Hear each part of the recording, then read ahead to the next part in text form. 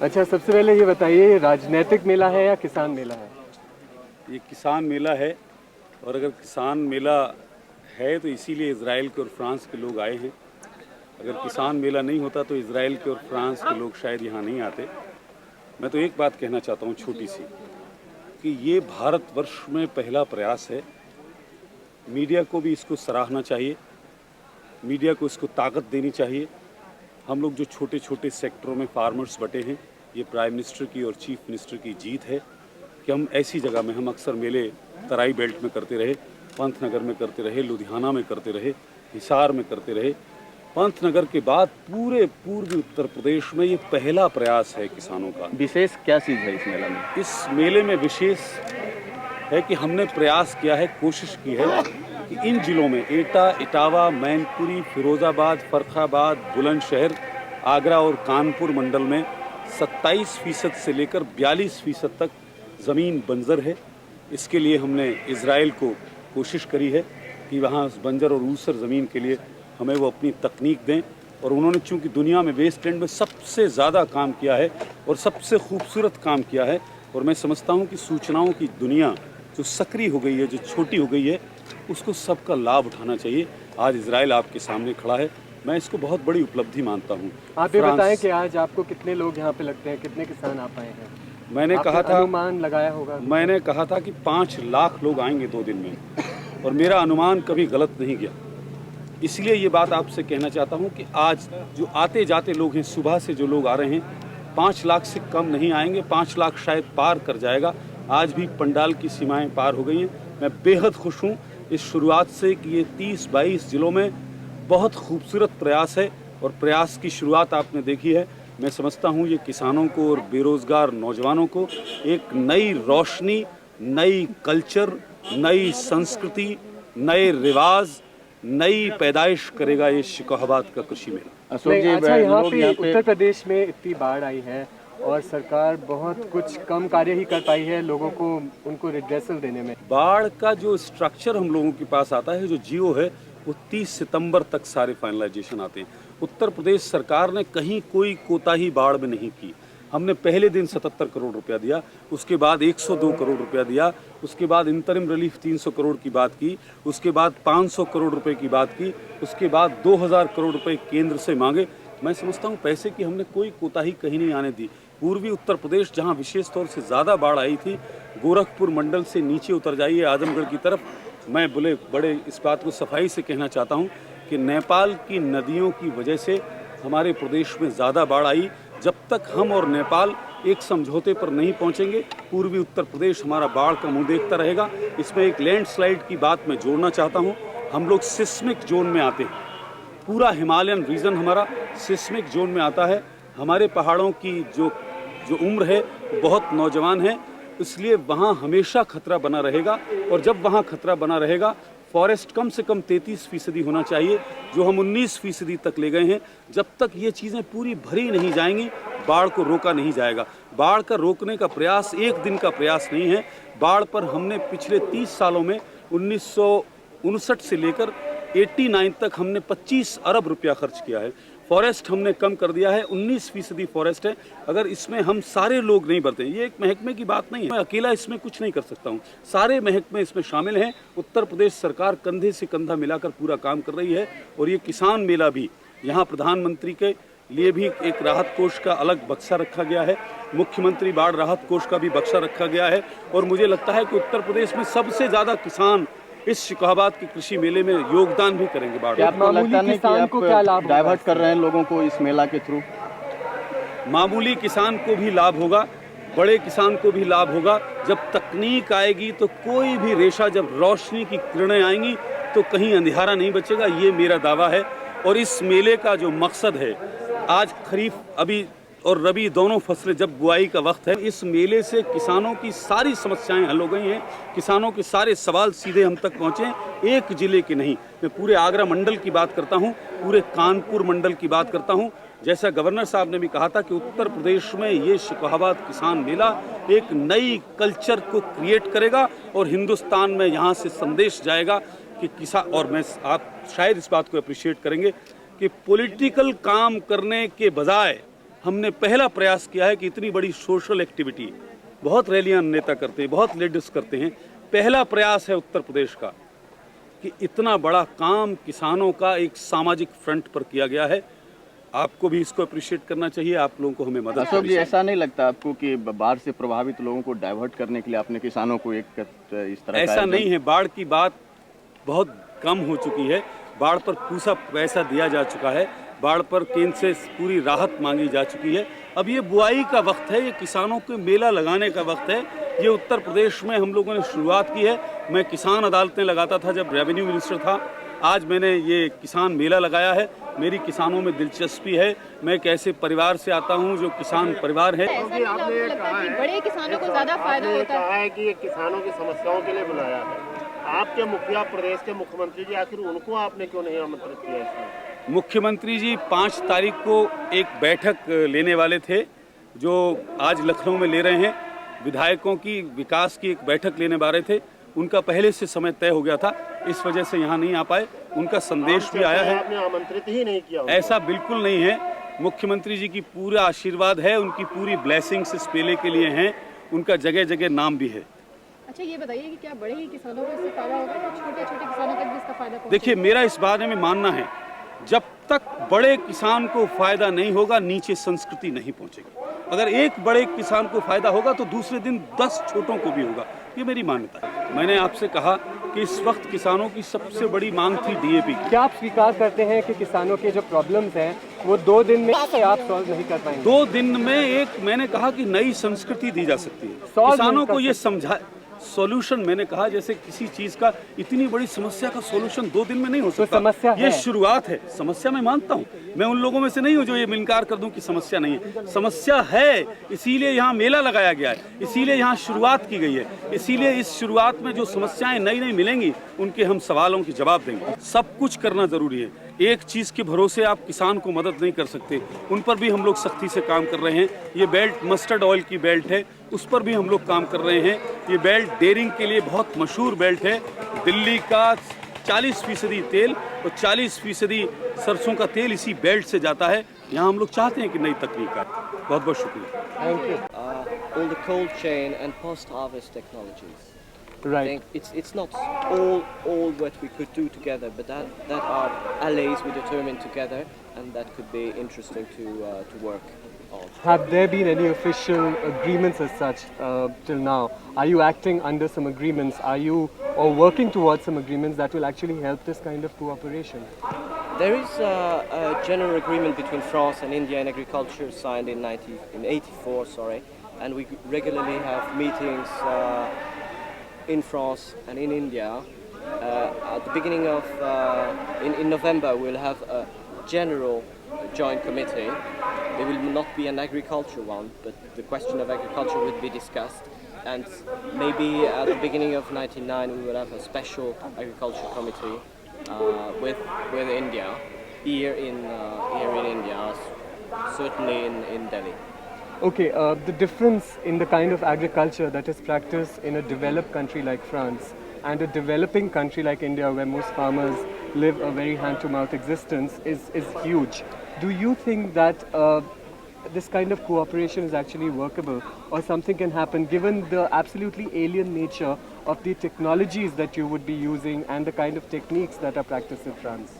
If we don't believe that it was possible, we won't be there. I guess that there are more similarities between Indian agriculture and French agriculture than we think. And you will be surprised to know that 9 farmers out of 10 in France lived on cooperative. And I think that cooperative is a big movement in India. It's where all the farmers meet, work together. So we have mutual benefit systems, we have cooperative systems, we have technologies that goes directly to the farmer. I know that the level of development is maybe not the same, but we started also with some basic things, and India in some areas is more developed than us. So it is complementary. It is we can work on different avenues together, and I don't think that the level of agriculture means that we cannot work together. On the contrary, we have many things to learn from India, and I strongly believe we have things to teach to India. Finally, last question, are you hoping to actually interact with some farmers? Because right now you're in the middle of a political meeting more than anything else. And it does seem that interaction with farmers today might be just very limited. But in the next 2 days or as long as you're here, are you actually hoping to directly interact with them? Yes, definitely, yes. But I must admit that the political aspect of these meetings is important for me, but it's not the only one. And maybe the presence of the farmer today, the presence of the Mela, that is to say they are people, and we will meet them this afternoon, I guess, and that is also maybe the most important thing. Thank you, sir. Thanks, Paul.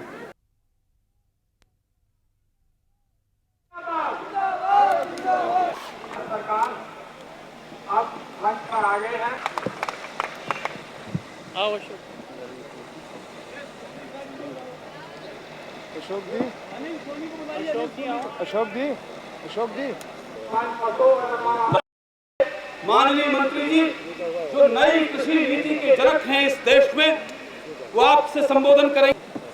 मैं अब इससे पहले इस धरती पर माननीय और सम्माननीय सोमपाल सिंह जी का स्वागत करूं। मैं आपको ये बताना चाहता हूं और बड़ा गौरव होता है मुझे ये बात कहने में, चौधरी चरण सिंह के नाम से सालों साल उनके पीछे सारे किसानों के लिए भी ये बात मैं कहना चाहता हूं। ये इतना बड़ा आज आयोजन हुआ है, स्वाभाविक है कि चौधरी चरण सिंह जी की याद ताजा होती है। मैंने गवर्नर साहब के सामने भी कहा था और सोमपाल सिंह जी को भी एक बात बताना चाहता हूं, मेरी उम्र बहुत कम है आपसे, आपका सारा देश दुनिया सब कुछ देखा हुआ है और मुझे ये कहने में बिल्कुल कोई हर्ज नहीं कि मैं मुलायम सिंह यादव से यहाँ मुकाबला करता हूँ क्षेत्रों में और सारे उत्तर प्रदेश में इसके लिए जाना जाता हूँ। मेरी जो जनता इस वक्त सामने बैठी है, ये भारतवर्ष में पहला प्रयास है इस संस्था का। चौधरी चरण सिंह जी यहाँ हाथ उठाते थे तो लोग आंखों पर पट्टी बांधकर उनके स्वागत के लिए तैयार हो जाया करते थे। मैं सोमपाल सिंह जी को चरण सिंह की असली वसीयत का तकाजा देने के लिए इस धरती पर लाया हूँ। अजीत सिंह के पास चौधरी चरण सिंह की संपत्ति हो सकती है, अजीत सिंह के पास चौधरी चरण सिंह की जमीन जायदाद हो सकती है, लेकिन किसानों के असली मसीहा चौधरी चरण सिंह के असली वारिस मैं समझता हूँ क्षेत्र से सोमपाल सिंह जी उसके हकदार हैं इस धरती पर। इसलिए इनका विशेष स्वागत करना चाहता हूँ, इसलिए विशेष स्वागत करना चाहता हूँ और इस प्रांगण में इसलिए विशेष स्वागत करना चाहता हूँ। यहाँ चौधरी चरण सिंह जी ने कभी 10 मिनट से ज्यादा मीटिंग नहीं की। हमेशा उन्होंने ये कहा कि जाकर आप लोग इंतजाम कर लेना और जैसे समझो ठीक करना और उनके इशारे पर वोट पड़ा करते थे। मुझे इस बात की बड़ी खुशी है, मुझे इस बात का बड़ा फख्र है कि ये कॉलेज चौधरी श्याम सिंह जी यादव ने 1916 में जिसकी नींव डाली थी, वाइस चांसलर रहे।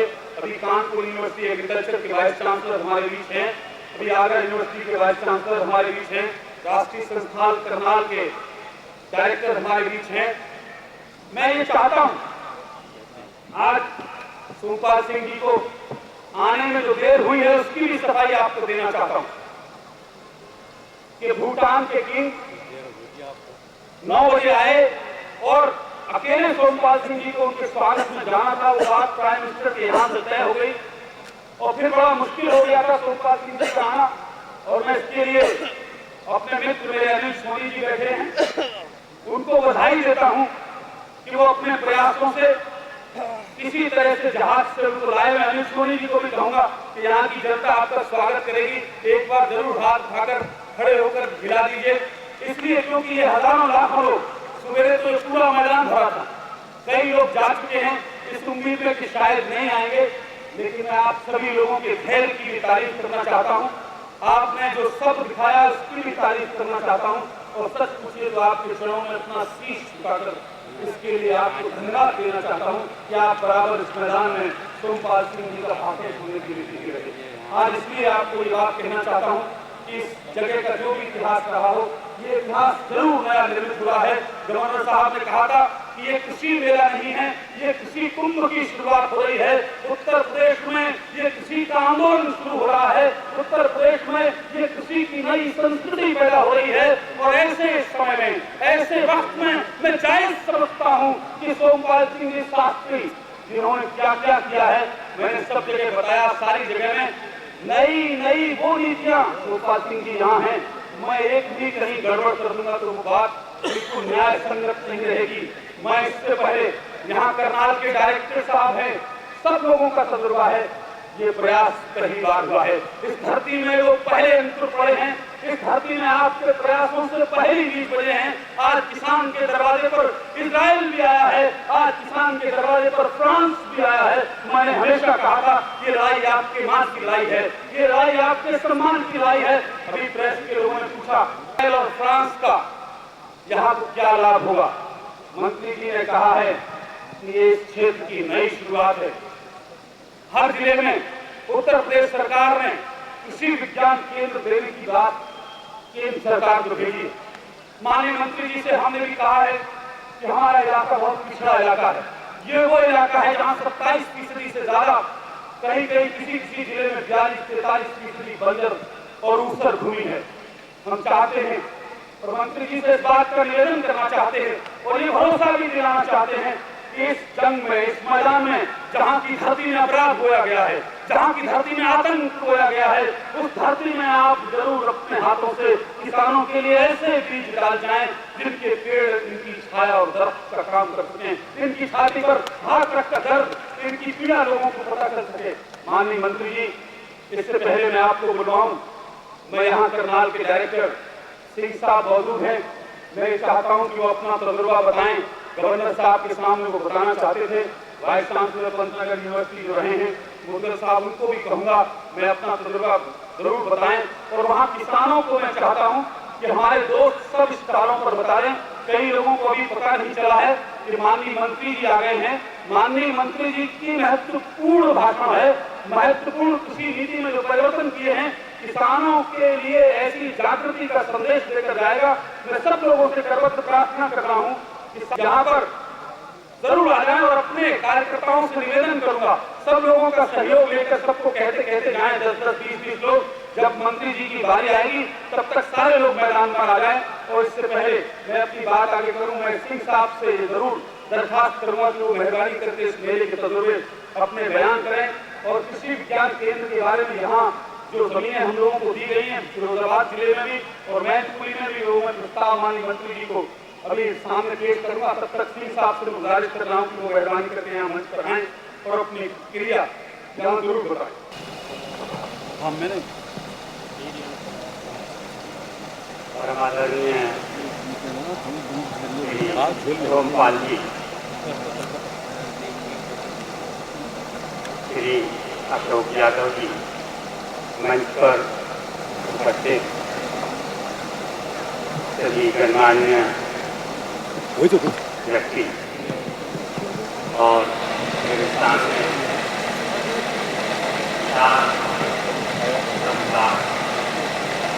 जो कि मुख्यतः किसानों का समुदाय है। मैं आज इस वीर भूमि पर आपके समक्ष कुछ बोलते हुए एक बहुत ही अजीब किस्म का गर्व महसूस कर रहा हूँ। मैं भारतीय डेयरी अनुसंधान संस्थान करनाल का निदेशक हूँ। इससे पहले मुझे सौभाग्य प्राप्त हुआ भारतीय पशु चिकित्सा अनुसंधान संस्थान बरेली के डायरेक्टर।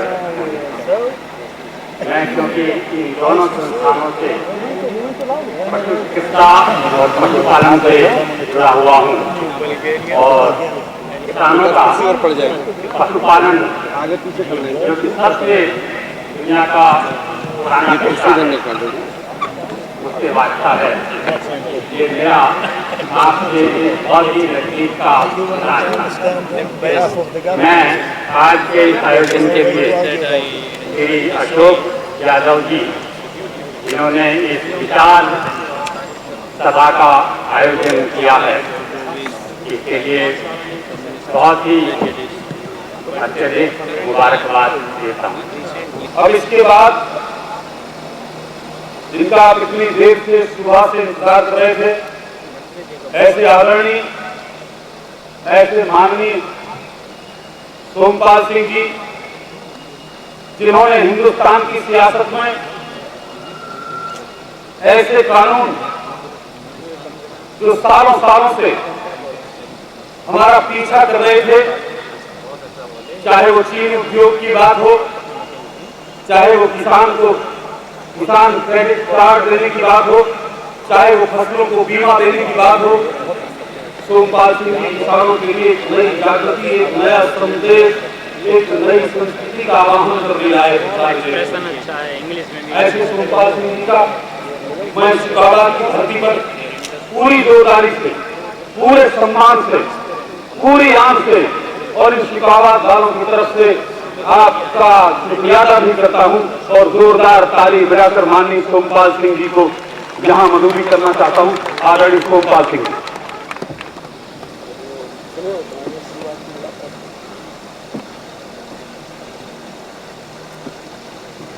हमारे प्रिय भाई जुझारू किसान और राजनीतिक कार्यकर्ता, नेता और मंत्री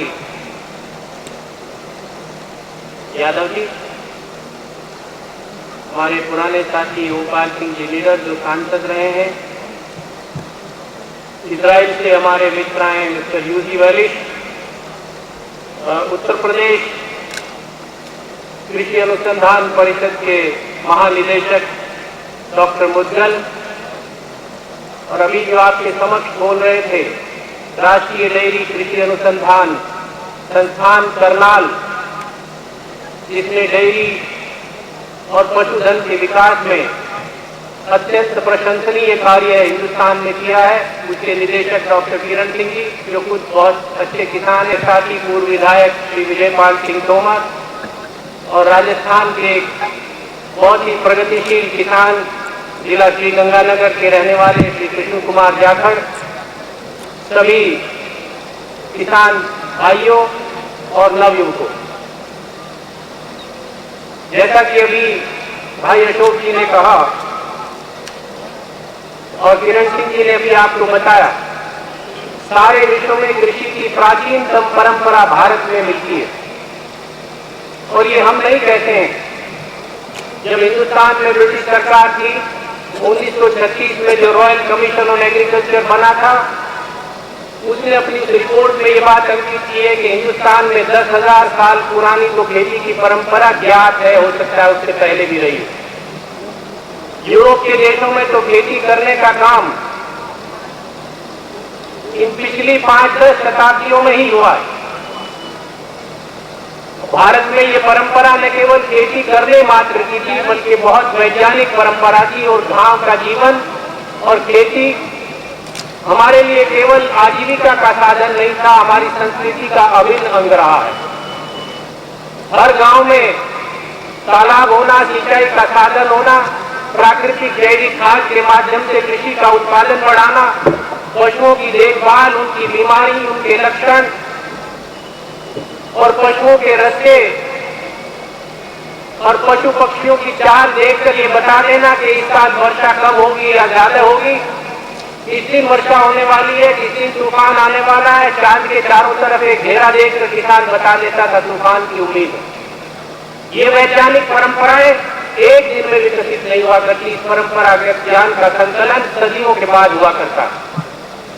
अनेकों कवियों ने, चाहे उसमें घात कवि रहे हो, चाहे गिरधर रहे हो, और अभी एक आधुनिक कवि का चालीसा भी मेरे हाथ में भाई नीलर जी ने दिया, चाहे तुलसीदास रहे हो, चाहे रहीम रहे हो, चाहे सूरदास रहे हो या भूषण रहे हो, और उससे पहले कालिदास, हमारे सारे साहित्य में, सारे वाङ्मय में, सारे कविता में और वेदों में ये मौसम का, कृषि का, व्यक्तियों के और पशुओं के और पौधों के स्वास्थ्य का, उनकी बीमारियों का ज्ञान छिपा पड़ा है। आधुनिक वैज्ञानिकों ने पश्चिम में ये बात अब निकाली है।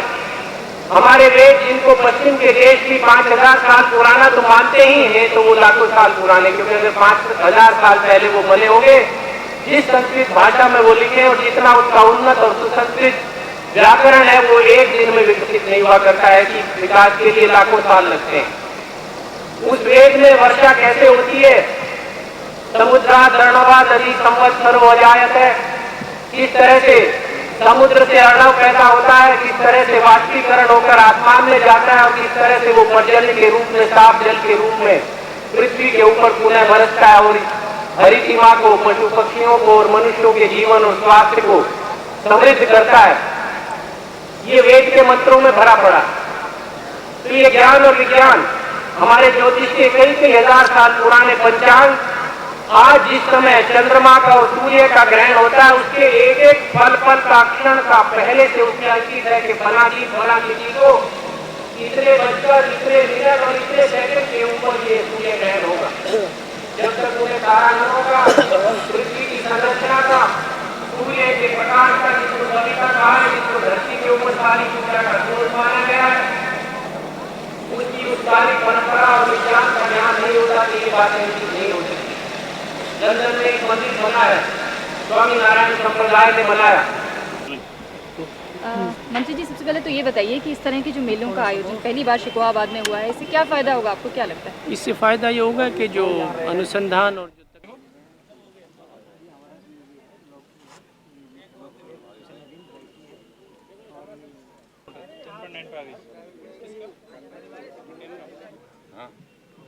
यहाँ मिल जाएंगे तुम्हें।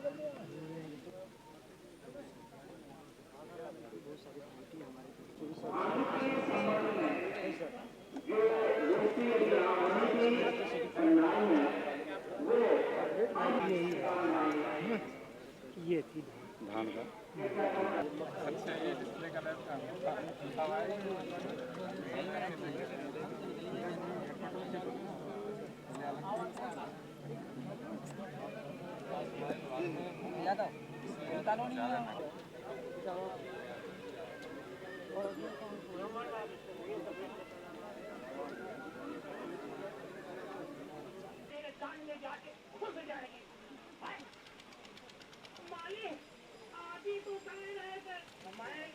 लकड़ी कह रहा था, नाक में नहीं